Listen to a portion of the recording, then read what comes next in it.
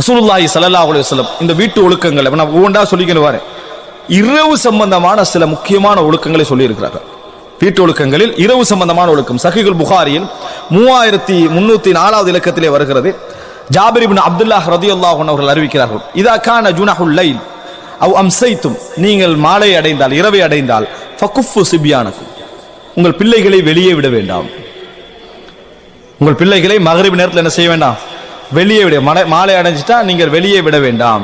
ஃபஇன்ன ஷயாத்தீன தன்தஷிரு ஹீன ஐதின், ஷைத்தான்கள் வேகமாக பரவுகிற நேரம் அது. ஷைத்தான்கள் வேகமாக பரவுகின்ற நேரம் அது. ஃபஇதா ذهب ساعة من الليل فخلوهم, இரவு நேரம் போய்விட்டால், மக்ரிப் போயிட்டு இஷாவாகி ஒரு அளவாயிட்டு, அதுக்கு பின்னால் என்ன செய்ய, பிள்ளைகளை விடுவதில் தவறில்லை. அப்ப பே விசாசிக்கா என்ற சொல்ல அங்க என்ன செய்யல, இதை சொல்லல. இல்லையண்டா எப்ப விடக்கூடாது, 9 மணி போறதா என்ன செய்யக்கூடாது, விடக்கூடாது.